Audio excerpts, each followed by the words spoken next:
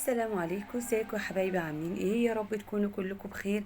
فيديو النهارده زي ما وعدتكم كل يوم ان شاء الله فيديو جديد. النهارده معانا فيديو لسيده جميله جدا، قمه كده في الذوق والشياكه والاناقه، زي ما هتشوفوا كده روتيناتها في بيتها، وكمان ازاي بتحافظ عليه وازاي بتجدد فيه. زي ما انتم شايفين كده هي بتوريكم كده روتين يومي للمطبخ، وبتوريكم كمان ادوات المطبخ بتاعتها، وازاي كده بتعمل فطار حلو او بتحط مقبلات لاولادها. وكمان هتوريكم شكل الريسبشن بتاعها وغرفة النوم والترابيزة بتاعتها، وازاي بتنظف بيتها، وازاي بتعقمه كده وتخليه بيبرق كده وزي الفل، وكمان بتعطره بقى بالشمع المعطر. تابع معايا الفيديو، اكيد كلنا هنستفيد منه.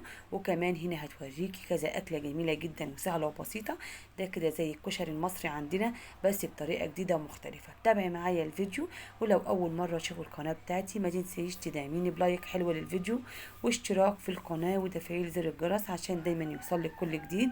زي ما انتم شايفين هنا كده، ده كده الكورنر كده بتاع الكوفي، او زي ما شايفين كده بدأت بقى ان هي تحط في المنظمات بتاعتها مقبلات، فستق، بندق، مكسرات، تحط كمان فواكه مجففة. ده كده شكل تقديمها للفاكهة بتاعتها، كده طبق باللون الابيض شكله شيك جدا. حطت فيه برتقان او سفندي، حطت هنا كمان عامله كده حاجات مقبلات بالشوكولاتات هتبتدي ان هي ترصصها في الاطباق.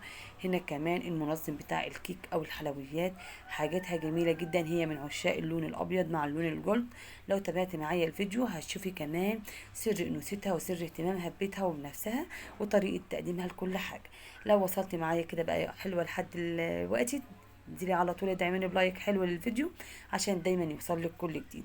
هنا بقى كده في المطبخ بتاعها بتوريك الطقم بتاعها او طقم السفرة بتاع المطبخ، هو باللون الابيض وعليه فريز باللون الجولد. وكمان هنا الادراج بتاعه المطبخ زي ما شفتوا كده ادراج كبيره، حاطه فيها الكوبايات، حاطه فيها المعالق، كل حاجه عندها لازم يكون داخل فيها لونين مع بعض، اللون الجولد مع اللون الابيض. هنا كمان الزاويه بتاعه الكوفي كورنر هي بتوريكم هي عاملاها باللون الابيض، حاطه كمان كده ورق باللون الجولد، عاطي كده استرسات، مع كمان قطعة ديكور من الباركيه، من الخشب الباركيه، حاطه فيها لونات اضاءة كده او سبوتات نور.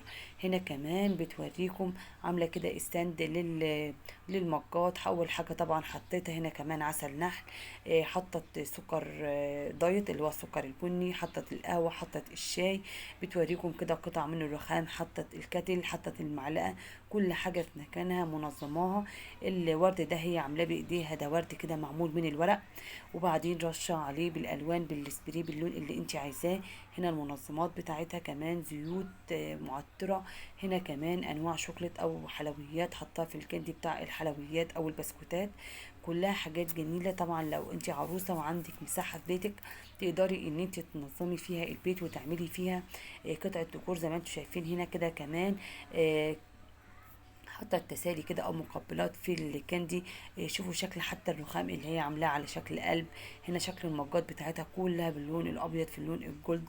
هنا درج خاص بالمشروبات، حطت فيه الكوفي، حطت فيه شوكولاتات، حطت فيه الشاي بانواعه، سواء شاي بالفواكه، شاي بالنعناع، شاي بالقرفه، شاي اخضر، حطت كمان حلويات. بتوريكم كده الزاويه بتاعه الكورنر كوفي او الكوفي كورنر، زي ما شفتوا جميله جدا وشيك. تقدري طبعا لو عندك مساحه في بيتك ان انت تعمليها في نفس الوقت، اخده كل حاجه بتخص المشروبات. تعالي بقى هنا بتوريكي ايه الريسبشن بتاعها من اول ما بدات. جابت حافظه او سجاده جديده زي ما شفتم كده، هي جايباها باللون الجري، داخل فيه اللون الجولد. الانتريه بتاعها برضو اخد اللون ابيض مع لون الكافيه، مع داخل فيه برضو اللون الجولد زي ما شفتوا كده بالنحاس. التحف بتاعتها كلها باللون الجولد، كل دي ورود طبيعية، في ورد طبيعي هي شارياه، وفي ورد هي عاملاه بايديها.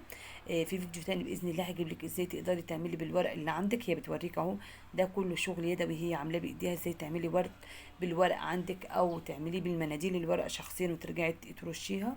هنا بقى الانتريه كانت كمان بتغير في شكل الركنه بتاعتها عن طريق الكوشن بتاعها، بتوريكي ازاي تحطيه بشكل جميل وشكل منظم.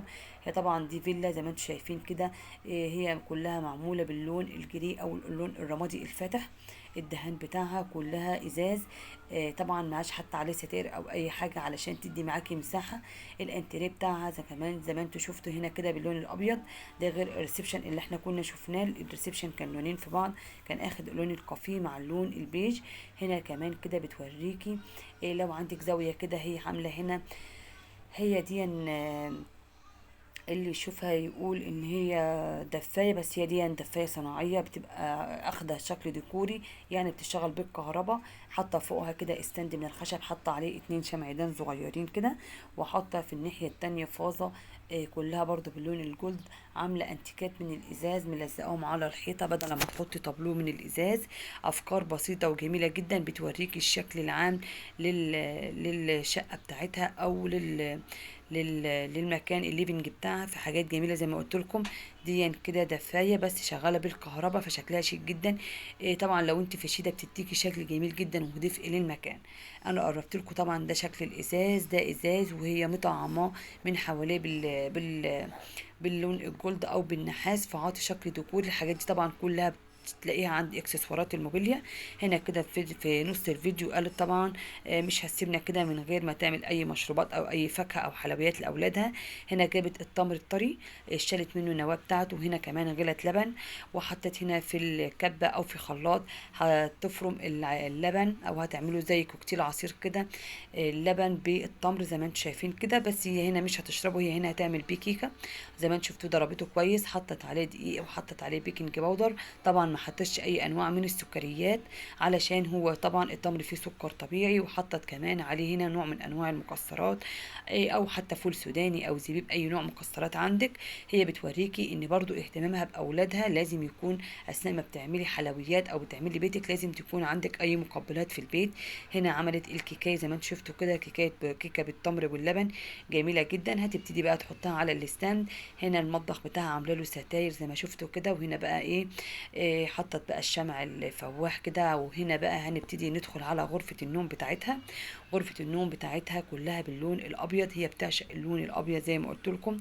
وكمان هتبتدي بقى زي ما شفتم هنا حاطه لحاف كده، وكمان حاطه زي تكوى كده بالفر.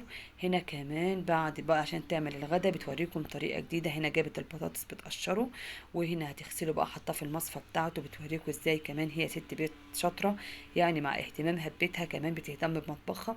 هنا هتعمل البطاطس عبارة عن صوابع زي بطاطس الشيبسي كده بالظبط، وهتبتدي بقى ان هي تحمره. هي هنا حاطة جنب البوتاجاز كمان شمع فواح علشان ما يبقاش ريحة المطبخ، عشان مفتوح عندها على الليفينج وعلى الريسبشن، ما يبقاش ريحة البيت طبيخ او يبقى ريحته تحمير. هنا بقى جابت كده بصلاية حطت عليها ملح، فدبلتها من غير ما تحط عليها اي انواع من الزيوت.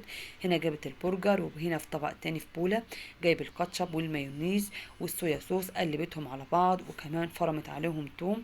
هنا بقى هتحمر البطاطس اثناء ما يكون البرجر بيتحمر علشان تعمل سندوتشات بالبطاطس والبرجر برضو بطريقة جميلة جدا. بعد ما البرجر خلاص استوى بدأت ان هي تحط عليه شرايح الجبنة، سواء جبنة رومي او جبنة موتزاريلا او شرايح الجبنة التوست، اي انواع جبنه عندك انت بتحبيها او جبنه شيدر. بدات بقى ان هي كمان بعد ما قلت البرجر مسكت العيش الفينو او الكايزر، حطيته اخد من الزيت واخد تحميصه كده، وبدات تعمل سندوتشات للاولاد. وبدات تاني ترجع علشان تفرش غرفه النوم بتاعتها بالتفصيل. بقى هي هنا بتوريكم السرير بتاعها عادي جدا، هو متنجد داير ما يدور من تحت متنجد كابوتينيه، بس من فوق خشب عادي. المرتبه طبعا بتبقى طالعه كده او بارزه عن السرير، فرشتها طقم تيل ابيض. بدات بقى ان هي تحط اللحاف بتاعها وتديله كده زاويه شكله شيك جدا. اللحاف طبعا فايبر برضو باللون الاوف وايت او الابيض. حطت التكاوي والخدديات هنا كمان عشان تكسر اللون الابيض. حطت كوفرته باللون الكشمير، وكمان حطت تكاوي باللون الكشمير. هنا طبعا الاباجوره بتاعتها برضو معموله من الرخام اللي عامل زي الباركيه الابيض في الرمادي. هنا كمان في شكل الكومودينيات بتاعتها جميله جدا، حتى متطعمه بالازاز. هنا كمان المشايات بتاعتها اللي هو الفرو البارز ده بتعمله بالمكنسه اللي هي بالبخار. وهنا كمان بتوريكم استندات كده بيبقى عليها اباجوره بتتحط في الزوايا. الاوضه بتاعتها جميله جدا، تهدي الاعصاب، بتكسر الالوان بلون ورد، لون بينك، لون اي لون انت بتحبيه. فزي ما انتم لاحظتم ان الاوضه بتاعتها كلها باللون الابيض وكسراها باللون الكشمير. حتى الكرسي بتاع التسريحه بتاعتها جميل جدا. دي المنظمات بتاعتها مش من الاكليريك، معموله بالخشمونيوم، حطت فيها المنظمات بتاعتها. هنا كمان اللمامه دي جميله جدا علشان بتشتلك اي وبره على الانتريه. هي طبعا هنا عامله كده شازلونج صغير كده عندها في غرفه النوم بتاعتها. بصراحه الفيديو كده مريح للاعصاب. يا رب فيديوهاتي تعجبكم وتنور رضاكم وتستفيدوا منها ولو بفكره بسيطه. وما تنسيش تدعميني بلايك حلو للفيديو واشتراك في القناه. واخر الفيديو كده هنعمل مع بعض كده فنجان قهوه كده في اخر الفيديو علشان تهدي اعصابكم، وتقول لكم ان شاء الله ان فيديو بكره او بعده باذن الرحمن هيكون كمان فيديو جديد ليها والبقيه الشقه بتاعتها لروتيناتها في بقيه اوض الاطفال في الحمام. هنا بقى بتقول لكم كده في اخر الفيديو لازم تشرب كوبايه الشاي. هنا ما بتحبش تعمل في الكاتل. هنا كده جابت كنكه كده من الستيل، حطت فيها طبعا الميه. راحت بقى للكورنر كوفي، هتبتدي بقى ان هي تجيب المج بتاعها زي ما انتم شايفين كده، وجابت الشاي او التليو بتاعها. هنا الشاي الاخضر، هتبتدي بقى كده ان هي تجيب الشاي الاخضر زي ما شفتوا وتعمل الشاي بتاعها. حاجات بسيطة جدا. طبعا لازم في اخر اليوم تبسطي نفسك وتريحي اعصابك شوية. وهنا بقى هتبتدي بقى تحط المية في قلب المج على الشاي بتاعها زي ما شفتم، شاي اخضر او شاي بالنعناع حسب ما انت بتحبي. يا رب فيديو النهاردة يعجبكم. طبعا لازم تغطيه علشان يعمل نكهة. هنا بقى بتاخد كوكيز او بتاخد بطوفير، اي نوع حلويات انت بتحبي تشربيه مع الشاي بتاعك. واشوفكم في فيديو جديد، والسلام عليكم ورحمة الله وبركاته.